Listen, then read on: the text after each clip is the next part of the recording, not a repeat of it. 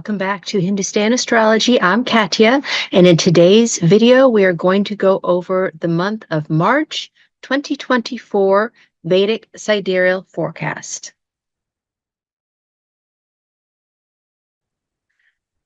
Now, this is going to be a very big month. We are starting what we call eclipse season. So our first eclipse is on March 25th.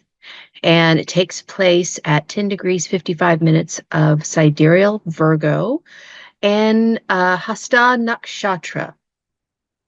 And everything seems to be kind of leading up to that, because then 2 weeks after that, we have the solar eclipse, which is going over the United States and other countries as well. So it's going to be particularly potent for us.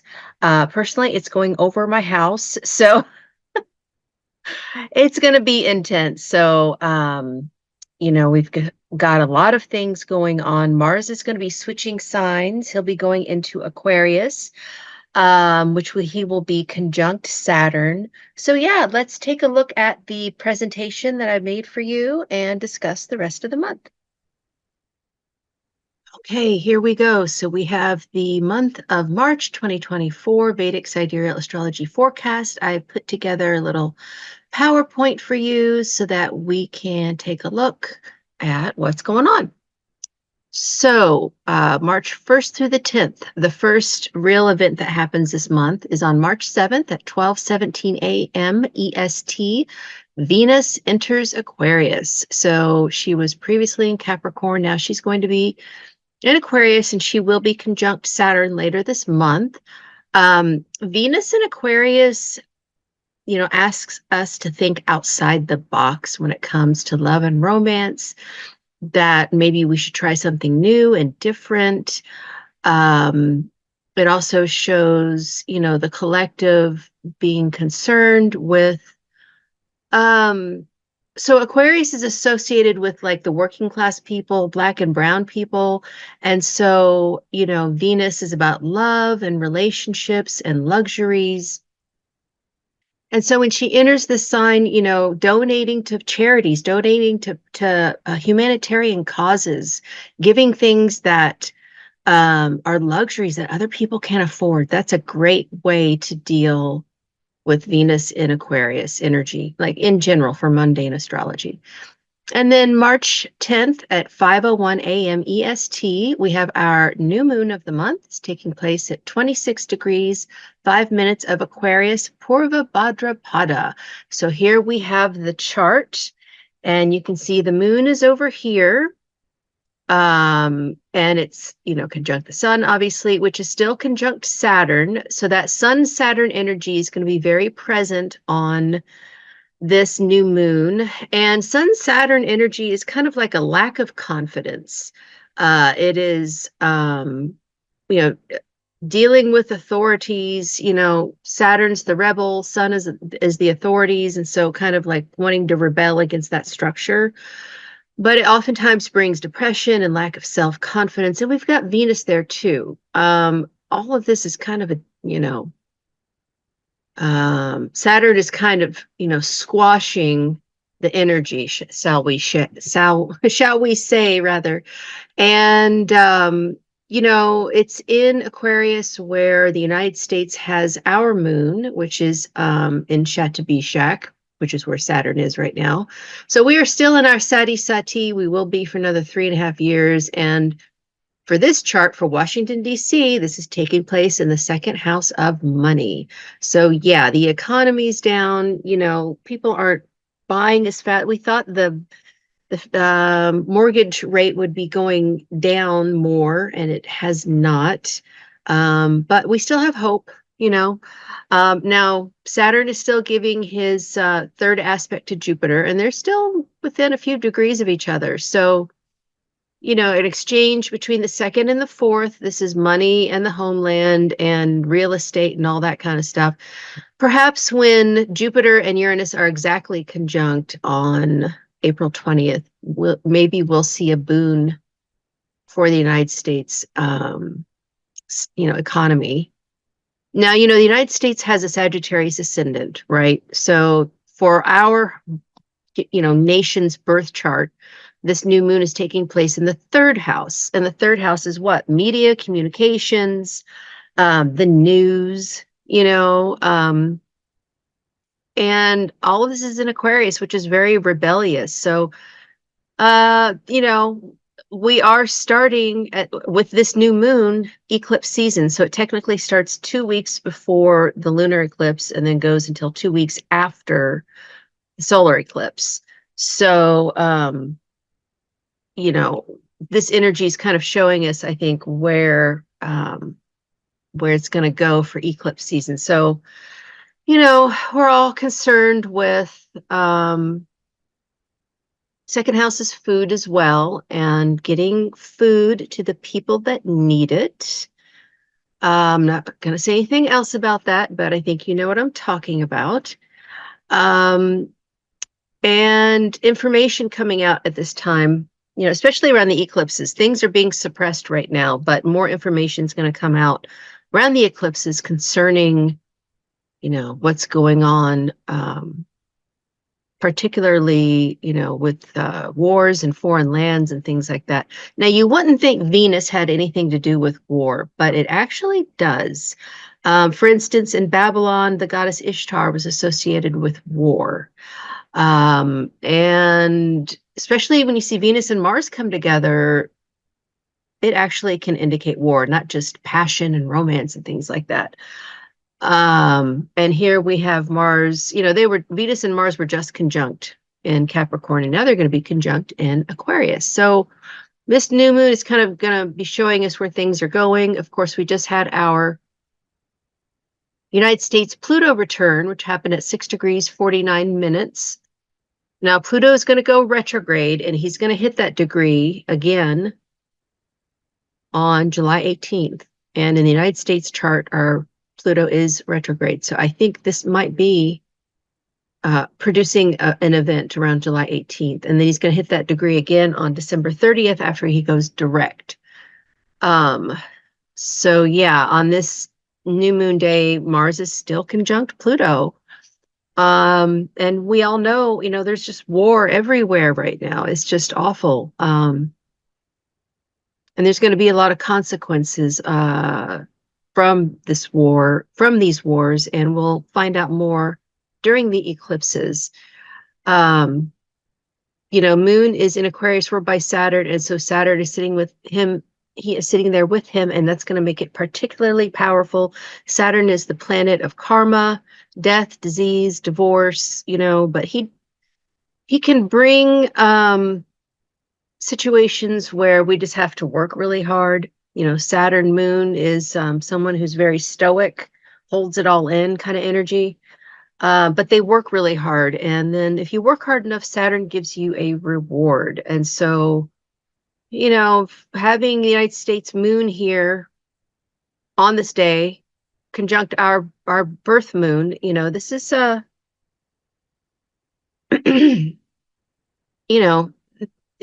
the things that the United States are doing are going to be revealed, and because this is the veiling star, Shatabishak. Yeah. So having the ascendant as Capricorn also makes Saturn the chart ruler. So I'm thinking that having Mercury debilitated now is going to bring, because he's going to be going retrograde on April 1st, and this is right before the next solar eclipse. Having Neptune and Mercury retrograde conjunct Rahu, Mercury's debilitated here. Neptune makes everything foggy, and lies and deception can be seen here, especially with speech and words. So yeah, ever since Saturn went into Aquarius, you guys, we've been on this AI, obsession, right? It's just like snowballed how much we use it now, how much better it's gotten. We're definitely seeing something with information and technology. Could be even hacking or something around this new moon. So just pay attention, because this is the precursor to March 25th, which is our first lunar eclipse. So the first thing we have after this is March 14th at 3:07 a.m. EST. We have the sun entering Pisces. Yes, in the Vedic system, the sun changes signs around the 14th or 15th of every month. So don't be alarmed if you are used to Western astrology. Just use your phone app and look up at the sky, and you'll see on the 14th that the sun indeed goes into Pisces. And sun in Pisces, it's Jupiter's sign, and sun and Jupiter are in the same planetary camp. They're friends. So this is a good placement for sun. It makes him more spiritual. And Pisces people are just, so much fun. I love my Pisces friends. They are just, you know, sweet and kind and caring and fun loving and giving, maybe a little bit too giving. But they're just really selfless, beautiful little artists. And I just absolutely love them. So happy birthday to our sun in Pisces people in the sidereal zodiac. Then March 15th at 8:39 a.m. EST, we have Mars entering Aquarius. And I pulled up the chart here because I wanted to see, so it'll be, 9 a, well, I have it as 9 a.m., but whatever. It's going to be conjunct Venus again and sitting with Saturn.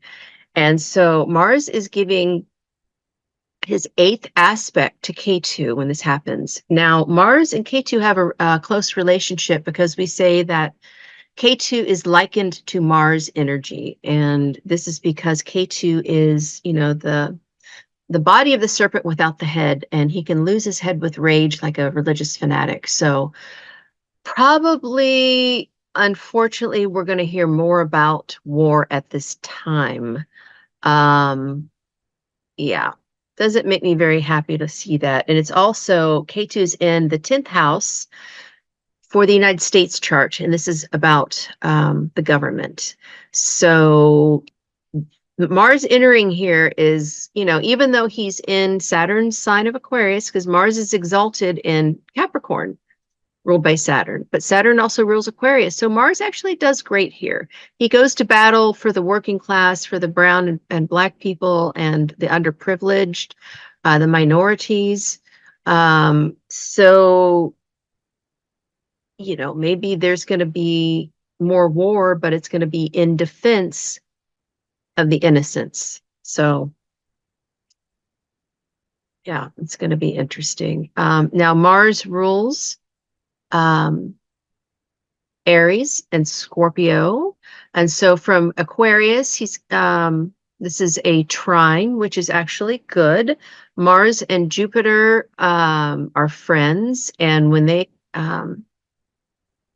they are forming some kind of an aspect,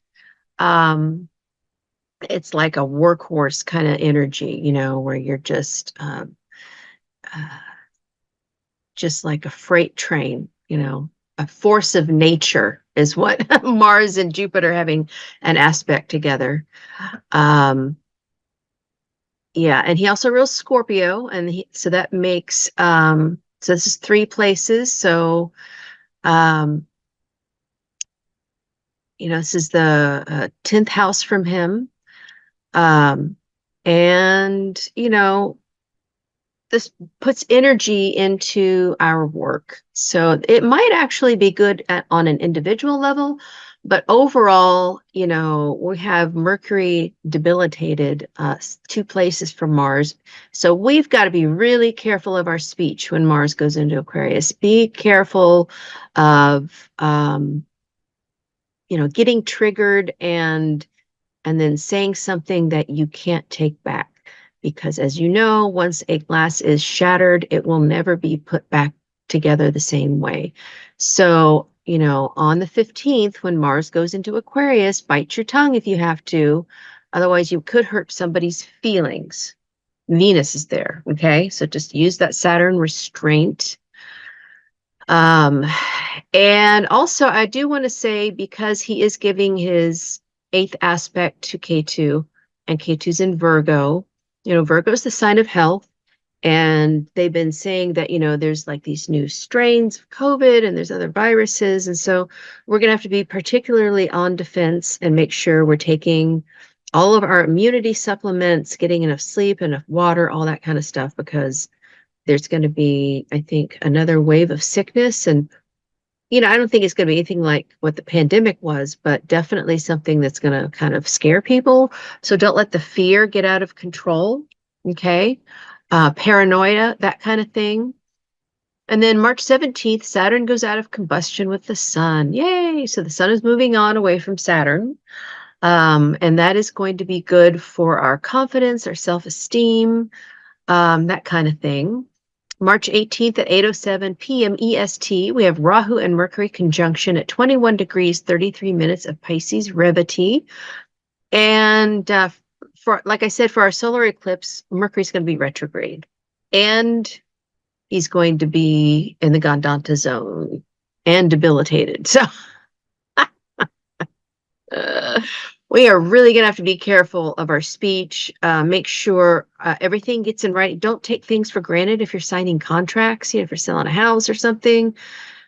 Make sure that, you are reading the fine print. Make sure just you're not switching things in your mind as well. Getting confused about something. But this is all, this energy is going to be foreshadowing of our solar eclipse. And he's at 21 degrees, so he's not Gandanta yet, but he will be. He's still debilitated, though. So just be careful of deceptions, you guys. If it sounds too good to be true, it probably is. There are no free lunches in this life, and God sees everything. You cannot get past anything. Your karma will creep up on you. So, hidden information is going to be coming out during these eclipses. So keep it clean, you guys, okay? March 21st at 7:11 p.m. EST, we have our Saturn and Venus conjunction at 18 degrees, 14 minutes of Aquarius, Shatabishak. And Mars is going to be there too.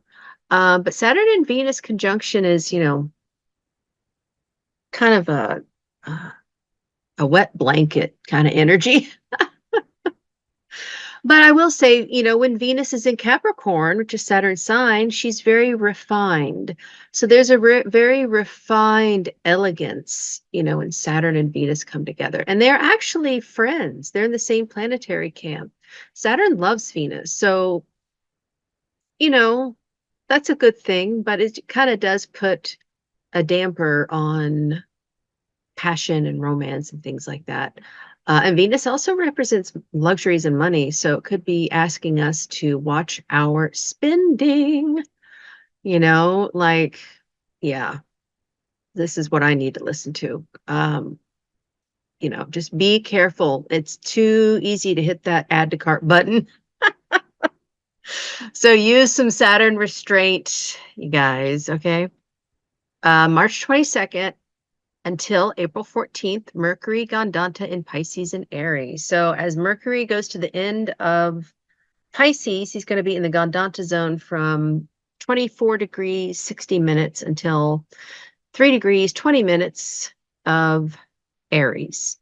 So Gandanta just means that you are facing a karmic knot that must be unraveled before you go onto the next cycle. And it always brings tears and you feel like you're, emotionally drowning, but you got to face it because, if you don't face this karma, it's just going to keep coming back to you again and again. Time to stop doing the same thing over and over and thinking you're going to get different results. And particularly because Mercury is debilitated, so we are not able to think right now. And if you're feeling like you're being, led or coerced into something and it's not allowing you to use your rational mind, just step away from it until April 14th, and then you'll be able to think straight. Gandanta makes us very confused and very overwhelmed emotionally. So just breathe and do things like walking outside that will allow your mind to rest. Okay. Then we have March 25th at 2:59 p.m. EST, full moon, penumbral lunar eclipse at 10 degrees, 55 minutes of Virgo, Hasta. And like I was saying, Mercury is debilitated and Gandanta in Pisces. So, well, here we are down here. For the From DC, the ascendant is Jupiter when this happens. And that's also the USA's birth chart ascendant. So this is lining up perfectly with our houses, making this lunar eclipse in our 10th house of government and authorities. And when in a birth chart you have a lunar eclipse, moon K2 together, it shows somebody that has a lot of OCD, probably some mental health issues, probably inherited from their ancestors. So, our government's facing literally a lot of inherited problems, inherited laws that are not fitted for modern times or suited to us. For instance, I was reading the Monroe Doctrine from 1823, which set the precedents for our foreign policy for the U.S. government. International relations. I think it behooves everybody who is a U.S. citizen to read this doctrine because I was a little surprised about a lot of the entitlement that they wrote it from, the lens of colonialism they wrote it from. Very, very interesting. So there's just a lot of outdated things, a lot of, things that need to go. There's a lot of people that need to sit down. Mitch McConnell just retired, finally. Honestly, I hope he has a nice rest of his life. I mean, these people, I hate to say it, but these elders that are in charge right now, I think we need some fresh blood. I think we need some people that don't have the mental health problems that they are showing us. And this is what this chart is showing me, that our government has people in it that have some mental health issues. And this is going to be a big focus. Okay. Especially Mercury's debilitated. I mean, come on, man. Moon is in Virgo, ruled by Mercury. So Mercury is the ruler of the day for the lunar eclipse, and he's debilitated and Gandanta. I'm sorry, but we need some younger people in charge. Okay. And what else can I say here? Well, we've got this still going on. It's in the third house of news and media and communication. And Mars is giving his eighth aspect, so showing war. On a personal level, like I said, we got to be careful of our speech. This is imperative. Just really try to, do whatever it takes to walk away from conflict because it's not going to help anybody. If and everybody should really be careful of accidents on this day, car accidents, that kind of thing. And from the ascendant, Jupiter's in the fifth house. Saturn's still giving his third aspect here. Saturn's giving his 10th aspect to the 12th house of foreign lands. So a lot of this Mars energy is going to be pointing to foreign lands. So, it's a hot mess over there. But we've got to still, look to helping others. This is a big emphasis here with Venus in Aquarius, is to be the solution, not the problem, right? And this is going from, so the eclipse is going from like the northern part of South America. So starting like in Brazil, going west over through Ecuador, and then it goes into the Pacific Ocean and then ends like a little bit past Hawaii. So Hawaii is definitely going to be impacted by this. We could be even finding out some more information about the Lahaina fire at this time, because remember, eclipses always show us things we didn't see before. Information comes to light, and particularly with this eclipse. We've got to be careful of our health during this time, and that means all aspects of our health: mental health, physical health, emotional health. Um, Step away from things that ask you to not act from a place of integrity. I feel like this is going to be a big part of this um, eclipse season, is not letting our desires override our sense of integrity. That's going to be a big part. And then March 25th at 5:28 p.m. EST, we have Mercury entering Aries. So he'll still be Gandanta for a few days, but then he steps away from that and will be full on in Aries. And so this, Aries is a sign of pioneering. It's a sign of new things, but it is a fire sign. So we still have to be careful of our speech. Okay. But, Mercury is about learning and writing and reading and things like that. So on a personal level, this is a great time to like find a new book, find a new area of research, find something new to chart, new territory, uncharted territory for you. And then March 31st at 7:17 a.m. EST, we have Venus entering Pisces exalted. Yay! I love when Venus is in Pisces.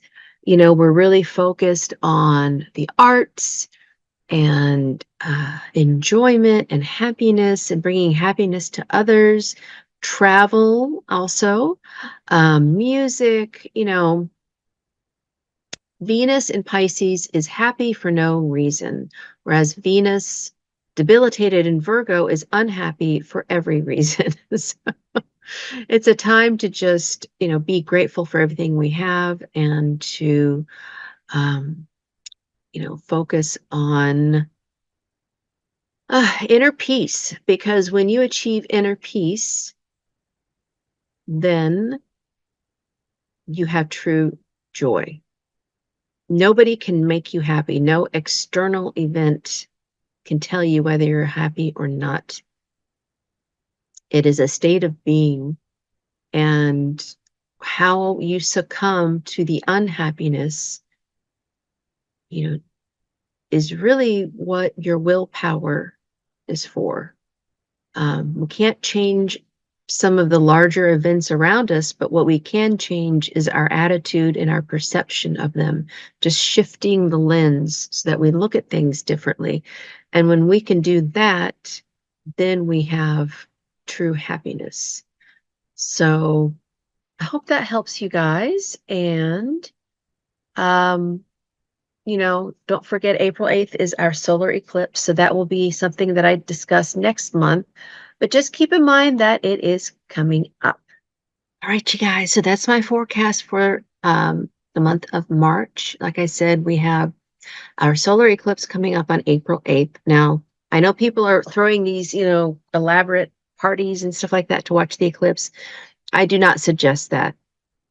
And, I know some astrologers say, oh, it's just superstitious about not watching the eclipses. And I have to say, if somebody who is an astrologer is telling you it's okay to watch the eclipses, I would highly, I would debate them, because if you look at the science of what's happening, the veil between the worlds is very thin.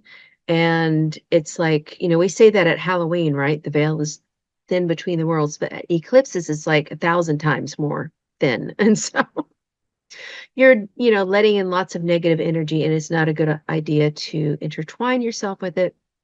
It's best to do your mantras, stay at home with your family, and just, try to stay calm. Don't eat leftovers. Cook all your food fresh that day, or if you can do it, do some fasting. Like, it's going to help. And any mantras that you do on eclipse days will last 6 months until the next eclipses. So it really behooves you to just take the day off and stay at home and, just do what makes you happy. So until next time, and if you want to see how this is going to affect you, um, and on a personal level, of course, you can book a reading with me.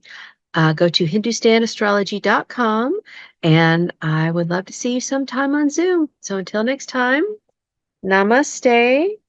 See you later. Bye.